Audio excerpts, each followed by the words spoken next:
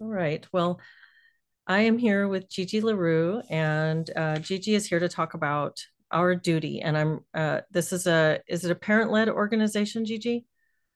It is. It's parent-led and all volunteer, and it originated in the UK. Okay. Uh, Probably no, it was 5 years ago. They just had their birthday, Okay. and I found out about it about 3 years ago and got involved in the United States inception of the United States branch, and now there's one in Australia. There's one in Canada, Hmm. and we're looking to set one up in Central America. Okay. And Our Duty, what is the mission of this organization? It's really to give parents with trans identified or gender questioning kids non medical therapeutic support for them and their children. Because I think the current model that's being used for most of the world is the affirmative model, which basically says if your child is in gender distress, they need to start on hormones, and inevitably that leads to surgery. Not in all cases, but in many cases. And all of those things are generally irreversible. And so I think for most parents with young children, especially, and young adults, a therapeutic, loving, accepting, empathetic model is really what we aim to connect people with. And it's difficult to find in this climate because there's a lot of politicization of this issue, which is unfortunate. Hmm. Hmm. Yeah, and I know that there are a lot of therapists who are afraid to touch this issue and don't necessarily want to work within the affirmative model, but are also required by their licenses to tread very carefully when it comes to exploratory therapy for fear that they could be branded as conversion therapists or get in trouble for something that's considered conversion. So is Our Duty working with licensed therapists, or is it more of a peer support community, or what is Well, what is it? it began as peer support, and it began with parents gathering once a month or however often they chose to in whatever location they are, and just talking and trying to help each other figure out how to manage these feelings, because for a lot of people there's nobody they can talk to. I Mhm. will say, as a liberal Democrat, I'm pro-gay marriage, I'm pro-choice. I have been my entire life. I'm astonished at how so many people who claim to be progressive sort of can't address this issue without just really shaming people for having questions about it. I mean, I think the truth about this experience is you really can't understand it until it happens to you. Mhm. We all have ideas about how we would act, and until it happens to you, and it's your child saying that they don't feel like they were born in the right body and that they think they should go on experimental drugs and get surgery. It's really until then that people sort of realize that there's something else going on, there's something else at play. So I think the peer support is integral. And then we have had therapists coming in. We need more. Please, if you're interested and you're watching this and you're a therapist, please reach out. We're connecting people on private channels. If you can go public and want to go public, there's the Gender Exploratory Therapy Network that's associated with GenSpect, and that's all over the world as well. Um, and the goal here, this isn't about conversion therapy. This is about getting the best outcome for the patient. And I think that that's really a misnomer. All these laws, you know, lumping gender identity in with sexuality, with conversion therapy, it's not the same thing, first of all. And second of all, the bills that have passed, I think are vague enough that, if you want the best outcome for the patient, I think the accusation of conversion therapy would have to be pretty significant for you to have your license challenged. It's really about people advertising. The Therapeutic Fraud Prevention Act that was passed in California was specifically aimed at people advertising that they would charge money to try to untrans or Mhm. ungay your kid. Like that's not allowed. But I don't think that's what therapists are trying to do. I think they're trying to get to the root of this distress because it comes from somewhere. Mhm. And the fact that it's hitting at puberty for a lot of kids, to me, is a huge red flag. Mhm. The most uncomfortable time in our entire lives. We get this idea. I mean, if I could look back at my 14-year-old self and say, yes, you can take a magic pill and all these self-loathing feelings will go away, I would do it. Mhm. I completely empathize with how these kids feel. Mhm. Well, and it's interesting that you mentioned that your perspective is you identify as a liberal Democrat. And Yeah. just full disclosure, I would have said that about myself a few years ago. Now I can no longer say that, but I don't have a new label to replace that. And so but I certainly see the Democratic Party not representing my values and beliefs at this point. But that's the perspective from which you're coming, and yet you're challenging some things that seem to be strongly held within that particular group. How did you come to sort of have a more nuanced view about these issues than the progressive party line? How did you come I guess what was the dawning awareness, and what was that progress of your thinking that allowed you to start asking questions about some of these things? Well, I think it was in the very beginning of just sort of figuring this out, I was shocked to find that there was really no conversation about it. And the Lisa Lippman paper was the first thing that I sort of stumbled upon, that I thought, like, that's very odd Mm-hmm. that a very venerated, reputable liberal university would pull a peer-reviewed paper from one of their most respected researchers because of a public outcry. Like, and then I read it and I was like, this is not controversial. This is literally, she's writing down what she saw. Mm-hmm. And what parents said about their children. And there's sort of that played into this idea that parents don't know their children, they can't speak for their children. Well, that's nonsense. Mm-hmm. You know, you have kids, I have kids, like, we know our kids. We may not Mm-hmm. know every single thing about them, but we know them better than complete strangers do. Mm-hmm. And I think that's been that was kind of the point at which I went, like, that's weird. And then I think Abigail Schreier's book came out, and nobody would review it. Mm-hmm. You know, the New York Times, the Kirkus Review, again, well-respected bastions of democracy and conversation and, you know, all that stuff, that nobody would review it. And I was really disappointed. And I think as time has gone on, you know, I canceled my subscription to the New York Times. I joined the Independent Party. But then I realized if we abandon the Democratic Party for nothing, or for the Independent Party, we lose our opportunity to change people's perspectives, because my worldview has changed. I never expected to be this person at this age. I never expected to see everything I've ever believed in completely undercut by this particular issue. Mm-hmm. And it's irrational. And so I think if you explain it to people one by one, they start to understand that this is a rift within our party, that we can take the people that are more centrist and start something new. But Mm-hmm. I think abandoning the whole thing is a mistake, because what that does is it drives people into the arms of the other side, which has its faults for some different reasons, Mm-hmm. but are just as bad. You know what I'm Mm-hmm. saying? Like, Mm-hmm. we're sort of stuck in the middle. Mm-hmm. Mm-hmm. Yeah, I see what you're saying about resisting polarization and reactivity just because you're responding to one aspect. And so it sounds like it was really the shutting down of discourse that you started to notice, and that there were things that you couldn't ask questions about and you couldn't explore, and that was really alarming to you, and it made you want to ask more questions. Well, yes, and I think that's what the democratic process is about. It's supposed to be robust debate, right? So the fact that my people were the ones shutting it down was very strange, and very concerning to me. And I think it came from, I mean, I like to think it came from a good place. You know, all these people that are pushing this, you know, we've had parent groups, we've met with doctors, we've talked to Joanne Olson Kennedy, we've talked to a Dr. Drew Cronin back east, who's a proponent of this. They believe they're doing the right thing. Mm-hmm. And so that's the difficulty, is they're not evil, heinous people. And that's the trap that you can fall into, is believing that they're bad and we're good. Mm-hmm. It's not, that's why it's so much harder.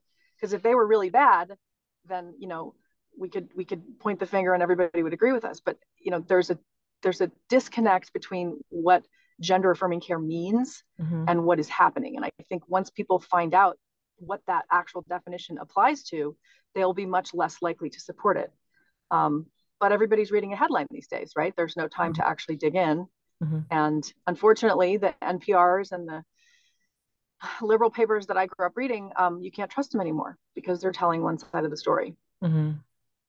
And have you had any luck reaching across and talking with people who are on that accepting that headline narrative on the other side, in terms of illuminating the issue in a way that helps them to see that it's a bigger deal than perhaps they think it is, and maybe that there's something to really be concerned about?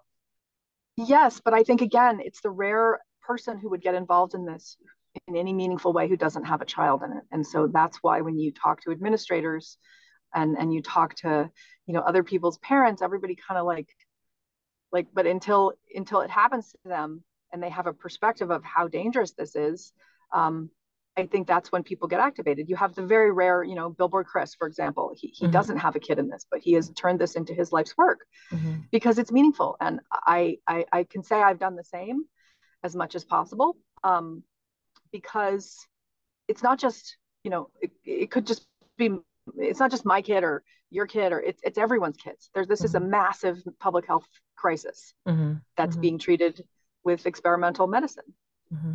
And the outcomes are going to be devastating. And, as you're describing it, saying that, you can have an idea about what you would do or what you think about this issue, but once it hits your own family, you see people shift, and you see people have some realizations. And yet the decision makers in a lot of cases are not the people who are being impacted by this. They're making these decisions based on what seems to me to be misguided compassion and sort of a lack of understanding of the scope of what's going on. And how do you communicate with people who are in that position? I wonder what success you've had in terms of communicating your concerns.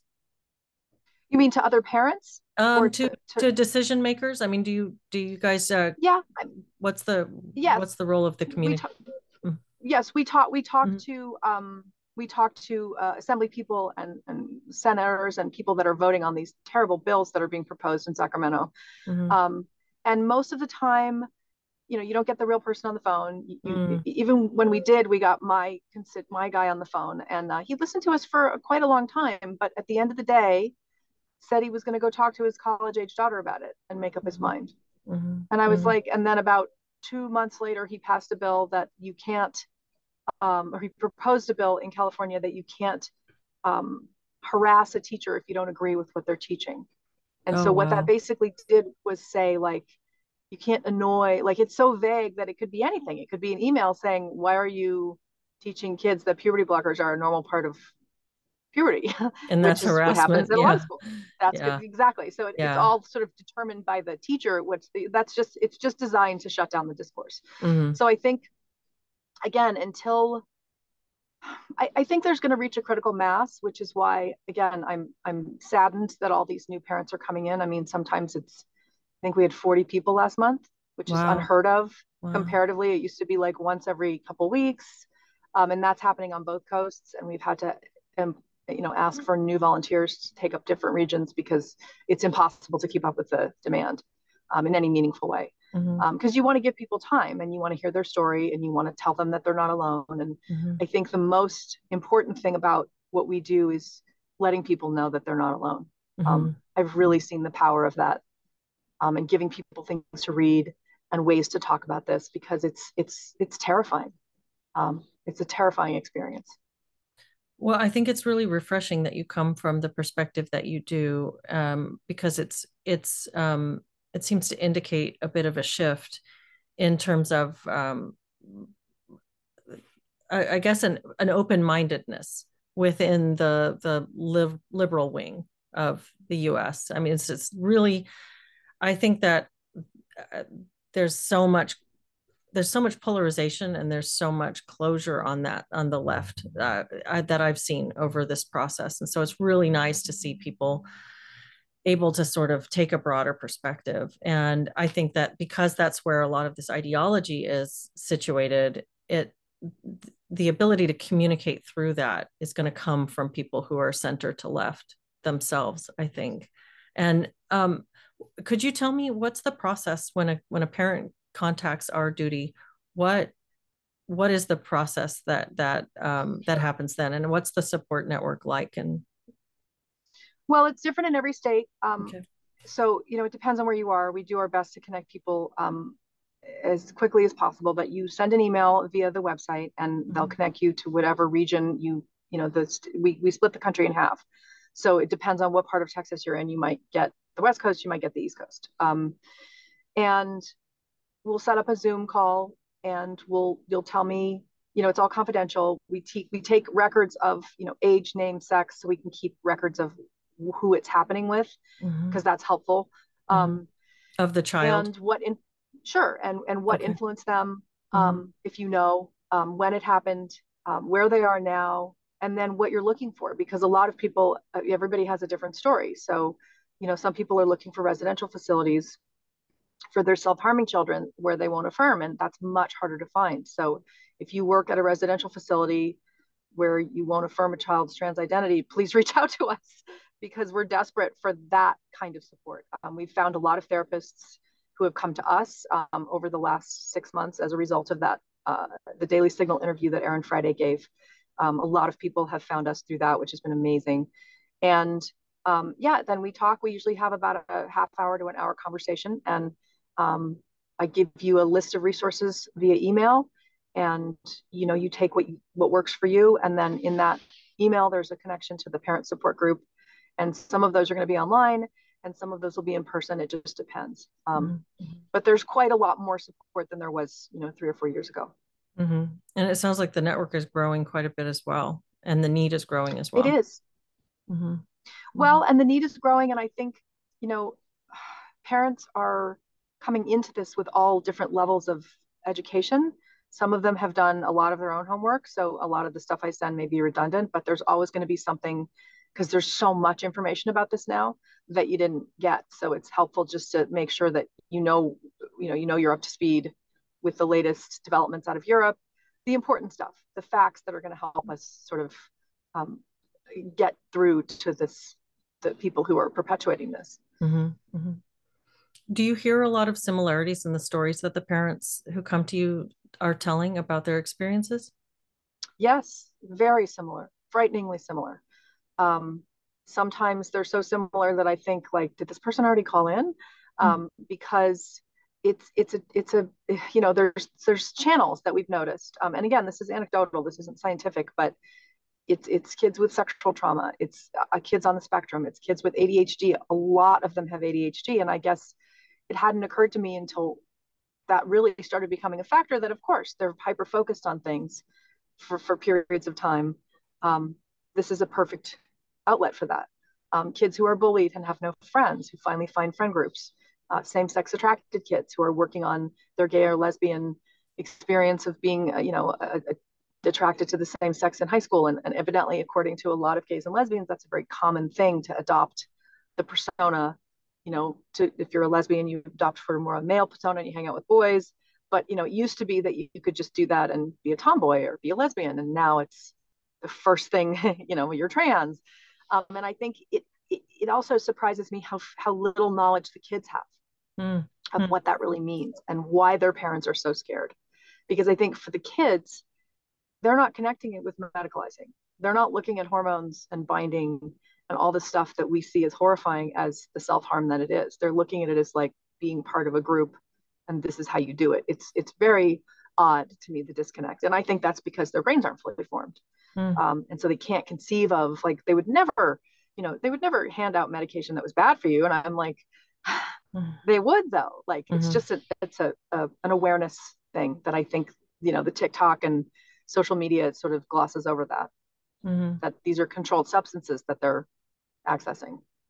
Do you have a sense of the prevalence of this right now in, I guess you're working around the world, not just in the US, but what do you think that the prevalence is among young people right now?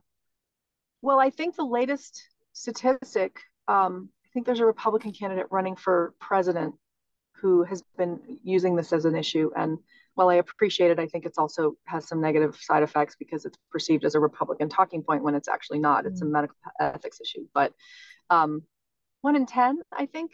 Oh, wow. Okay. In the United States. I think that was the latest. I could be wrong, but it's a lot. It's a lot of kids. And again, they're not all medicalizing, but I think the ease with which they can is the problem. I mean, I did a little test when I came across, I think Fourth Wave Now from Denise from Fourth Wave Now published a document talking about the therapists across the states that will give you a surgery letter or a gender marker change letter or a hormone letter in an hour. So you can meet with them for an hour and get your letter, which I didn't believe could be true, because an hour is not enough time to meaningfully get to know somebody or diagnose them with something. It's true. I have 20 emails from people who I've never met in California who will give my daughter a mastectomy letter in an hour over the phone for free. Yeah, I did a video early on about the Gallup, where I talked about the Gallup project, which is like the gay and lesbian letter writing project or something. Maybe it's not gay and lesbian, but it's a group that therapists can join, that where they pledge to write these letters for free for kids, and who anybody who wants, they just sign up, and you can find a Gallup therapist through their website, and they've got their directory, and they've already pledged, so they're sight unseen, they don't even know you, they have no idea about your story, they're just so dedicated to the idea of writing these letters in order to greenlight this stuff. And all you have to do is schedule with them for an online meeting for 40 to 55 minutes, and they will have guaranteed that they will give you your letter. So it's right there. They don't care about your comorbidities or your pre-existing trauma or any other thing in your life. They're just going to write you a letter. And how is that not profoundly unethical? It is. I mean, that it is. Yeah. But that's what I can't figure out, is that the ethical piece of this is just, I don't get it. I don't understand how these associations, which is why it operates, it's ideological capture, right? It has to be. I don't understand how else you wouldn't do that for any other kind of serious intervention like that. I can't think of one, actually, that you would have to meet for somebody for an hour. And the Planned Parenthood piece, which, I've supported my entire life because I believe in reproductive health care and rights. And I don't think there should be one clinic in an entire state for poor women to be able to take care of themselves if they have to, because it doesn't just do abortions. They do also other things. But because of the abortion thing, now they're doing hormones because the funding was cut. It's the second largest stream of revenue for them. Oh, and wow. It's reprehensible. It's reprehensible that you can go into Planned Parenthood and get estrogen or testosterone in a 20-minute conversation. Is it so just one session they can walk in and do that? Wow. Well, it seems like it raises questions about the line between treatment of a condition or consumer medicine. So it's just like this is just a consumer medicine issue. And so if that's the case, then why is there need for any kind of letter in the first place? What purpose is that serving?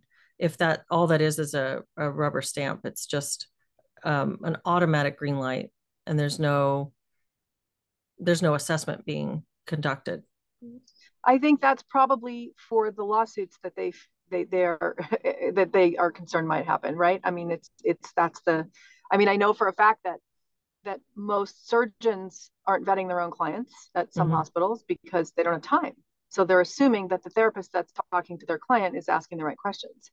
And we now know in many cases that's not happening. So it's a pathway. So it's on the people who hold the gatekeeping piece that they've tried to eliminate and have successfully done so in reality. It's up to somebody whose career rides on this to stand up and say no. And I think it's got to start with surgeons saying, why are we giving the 16-year-old a mastectomy? Like, why is this happening? I think a lot of it is ignorance. I don't think people know that it's happening in their hospitals. And so the clinics are operating under their own leadership and in their own little bubble. We need whistleblowers. We need people to say, like Jamie Reed, who recognize that something is wrong. But, in my experience, most of the nurses are wearing pronoun badges and keeping quiet, which I don't blame them. I mean, this is not easy, but we need more people to stand up, because I think at some point they can't tell everybody to sit down.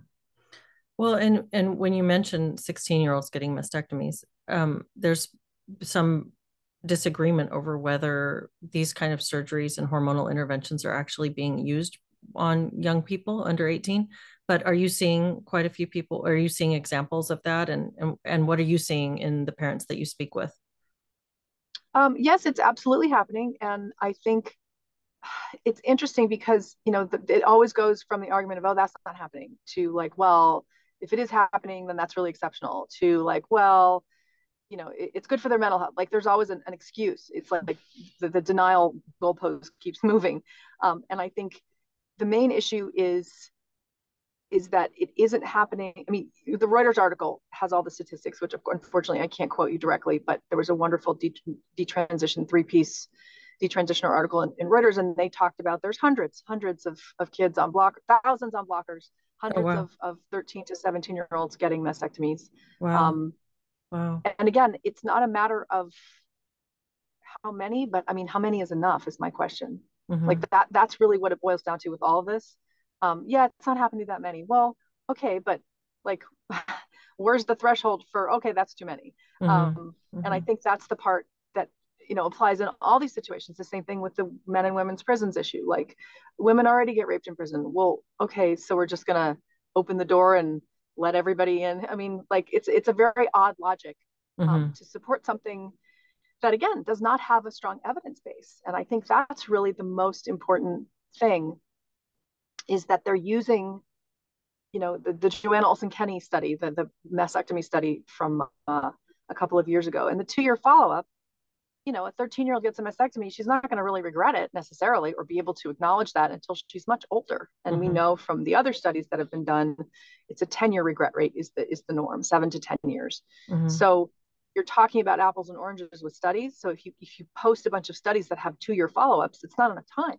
Mm-hmm. So it's just a willful blindness, I think, on the part of the people that are promoting this, to say that the research, the evidence is there. It's not. Mm-hmm. The science is not settled, and so I'm shocked actually that GLAAD has taken up the drumbeat of this is life-saving care, when they don't have the proof. Like, it's not. There's no proof. Mm-hmm. Yet here they are getting signatories and telling everybody to try to squash social media accounts that call it dangerous. I think that's Mm-hmm. a very stupid move, Mm-hmm. because I would love to name them in the lawsuits that are to come if they do that. And do you have a sense of optimism that we're reaching some kind of awareness where this is going to shift, or what do you think is going to happen from here? I think it's going to take time to unravel all of this, but I do think that, yes, I think unfortunately it's going to be on the backs of detransitioners, which they've already had such awful experiences. Um, I have such empathy for them, but we need them. We need them. And I don't mean we need them so we can use them as political pawns, because I think a lot of them feel that way. It's not about that. We need them to tell their stories. So I don't know if you saw that Milo from the MTV movie, they did a documentary in 2016 about a woman who now goes by they, them, who is a hairdresser for LGBTQ youth and adults. And she goes around the country cutting hair. And she's a lovely person. But that kid just detransitioned. Mm-hmm. So the sort of story when you watch it, it's, oh my God, all these kids, and there's a kid shooting testosterone, and there's a kid on a kid shooting estrogen, and a kid on testosterone, and they're talking about how amazing this journey is for them. And then, like, where's the follow-up? That this kid is now on realizing that they were autistic, realizing they made a mistake. I'm not entirely sure how far Milo went.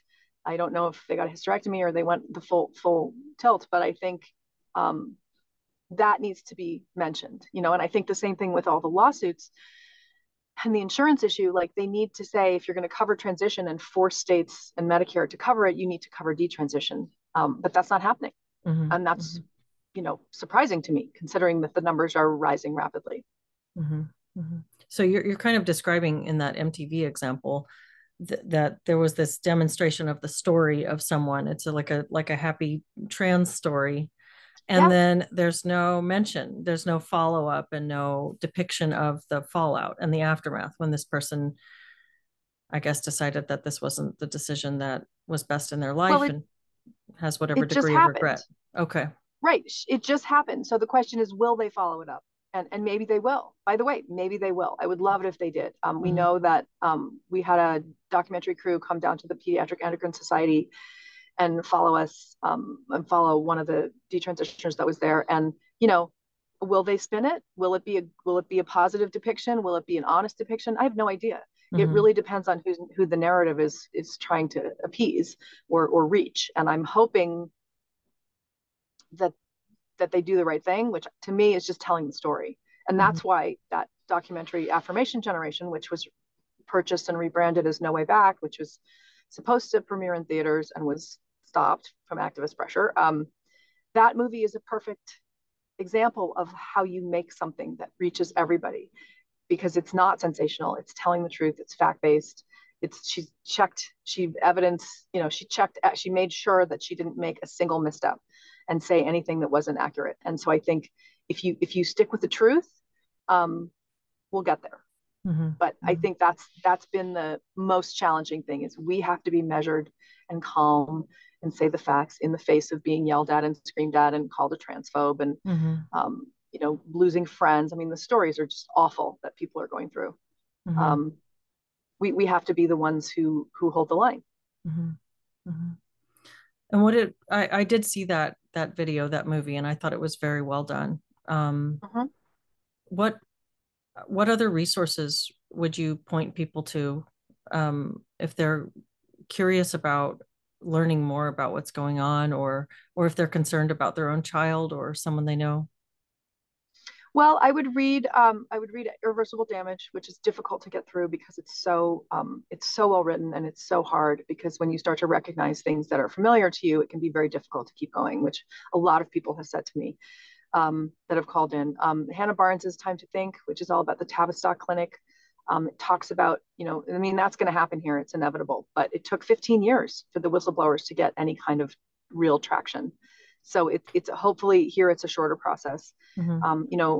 If you feel there's all different, it depends on your need. You know what I'm saying? If you think your kid is susceptible to this, I would give us a call and I can send you the list, but we have to vet everybody that we send the resources to, because Mm-hmm. we want to make sure that there's nobody trying to sort of get in on the inside and disrupt things, which they're known to do.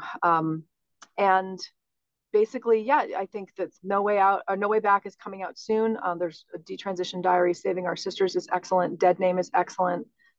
There's a series on YouTube called Dysphoric, Fleeing Womanhood Like a House on Fire. It's all in the resources list that I send out. But basically, there's also podcasts. Andrew Sullivan has written some wonderful things on his Substack. Wesley Yang is very involved in this.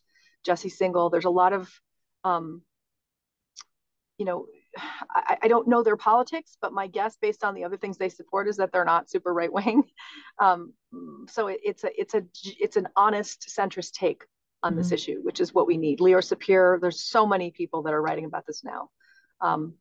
And they're out there and they're on Twitter. And, honestly, Twitter has been a godsend for this, because in the beginning, there was no other way to access this information. Mm-hmm. Mm-hmm. You couldn't see it in the New York Times. You would only see it on Fox, which, no disrespect to Fox, but you can't use Fox as a legitimate resource for people. Yeah, a lot of people won't listen to it. Yeah. Yeah, they won't even consider it. Yeah. Yeah. Absolutely. Yeah, as a parent, hearing this, I'm going to just cross my fingers and hope I never have to deal with this as a parent. I've not been close to this in that way. But when I think about the fear that a parent would have going into this, I mean, it's if your child is struggling with this kind of dysphoria or these kind of thoughts, it's unlike any other thing that your child could struggle with, because there's an entire infrastructure right now that backs them up and affirms this thing against you, the parent, rather than like if it was something else, you could go to the teacher, you could go to you would know that the other adults and authority figures in the child's life would align with you in supporting the child towards health. But in this, you don't know who's on the other side and helping your child along the road towards something that you're afraid is very harmful for them. And so that's uniquely scary. And then I also just I my heart breaks when I think about the parents whose daughters have done these surgeries, and how that must feel to know that your kid has gone through a medical surgical process that they can't return from. And yeah, I mean, I think that's where we try to offer peer support, because truthfully, it's sort of like the death of a parent. Like, until you've experienced it, you really don't know how it's going to affect you. But yeah, I think it's the kind of thing where you need other people who know what you've been through, and especially with that, and when they start the cross-sex hormones. I mean, it's devastating, and people have done all the right things, and I think that's the biggest thing is a lot of parents call in and they blame themselves for this. And I'm so quick to say, like, you didn't even know what it was. How could you have possibly prevented it? Like, it's not your fault for not recognizing something you can't see. Like, if you don't know what it is, you don't know how to deal with it. So I think, and even if you do know what it is, like you said, the entire world, it feels like, is against you. I know it's not. I know that there are teachers at every school who don't agree with this, who see what's happening. We need them to stand up. We need teachers to cross maybe some moral lines and show us gender support plans from their school and show us the curriculum and be open and transparent about what's happening, because I think most people don't realize, again, what they're teaching kids. And I do believe that we are manufacturing, gender dysphoric kids by teaching them about gender and that you're not a boy or a girl and stuff that is just, very ideologically based and not based in fact or biology. And so I think that has a real departure in the last, 10 years. It's become part of every curriculum. And it's dependent upon, it's a choice the schools are making. I think that's the other thing, is it's a choice they're making to hide your child's transition. It's a choice they're making to start talking about gender before 7th grade. You can opt out. You should be able to opt out of certain things. And I think it's a choice they're making to infuse it into every subject. So as parents, if you're going to private school, you have a checkbook that you can use as leverage. And if you're going to public school, you need to go to the board meetings. I mean, look what happened in Glendale. I'm not advocating for violence, but that was incredible that all those people showed up. And it happened in the Muslim community in Michigan as well, I believe, where they no more. They don't want kids to be learning about things. I just think it's difficult because this is bringing together some very odd, strange bedfellows. And so I've been asked, like, how can you stand next to someone who doesn't believe in choice? And I'm like, because that's not what we're standing here for. I don't believe in Jesus Christ, but I'm not going to tell them, because they do, that something's wrong with them. I can stand next to them and we can unite on this one issue, but there are other, I don't have to worry about that. Okay. Well, yeah, I think that's a good point. I mean, the perhaps there's some depoliticizing of people's identities going on through realizing that we can agree with each other across political lines and drop some of that. What you say about strange bedfellows, that's really interesting. And I guess I have a lot of thoughts about what's happened in the culture politically over the last several decades, but I wonder if there's something good that can come from realizing that maybe we aren't as polar as we think we are. Well, I think I mean, look, I will be totally truthful with you. I was those people. I was that person.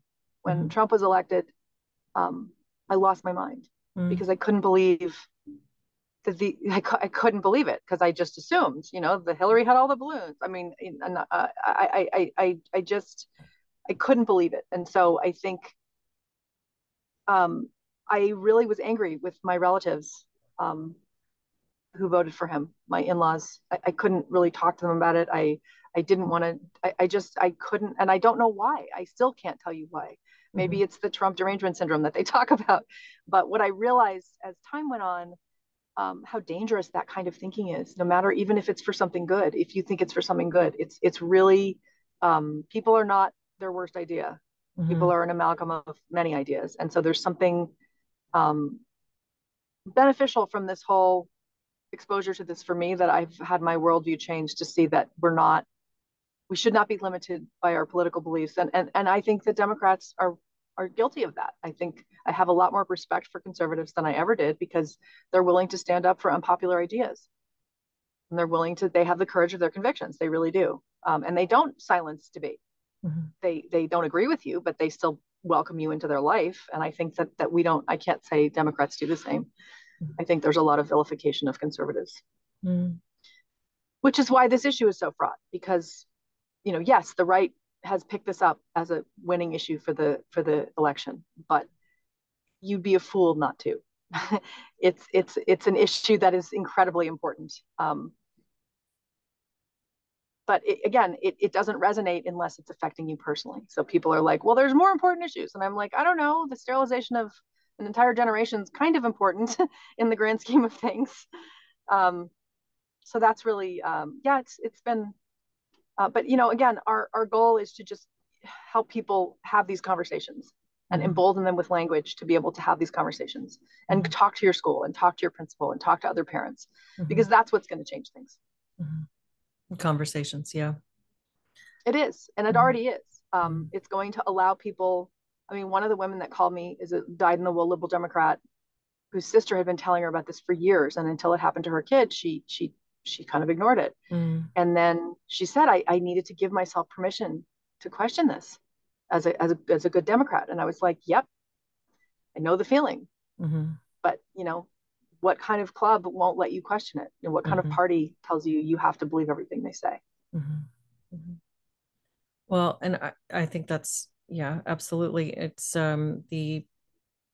if you can't ask questions, that's a real red flag. Yeah. I agree. I want to be respectful of your time. I know we need to wrap up. Where can people find Our Duty if they want to reach out to you? It's ourduty.group/USA, and you can register, and then you'll get an email back from someone, depending on where you live, trying to set up a Zoom call, and then we'll take it from there. And again, it's a really scary experience. So you don't have to do it alone. We're meeting people who haven't had support for 6 and 7 years, who've been doing this by themselves, who are suddenly waking up and realizing like, oh my God, there's other people. So that's kind of our goal. It's just to unite. And again, therapists, doctors, anybody who is concerned about this, please reach out, because we can connect you with like-minded people. Okay, wonderful. Thank you so much for this conversation and for sharing your time with us today. Absolutely. Thank you.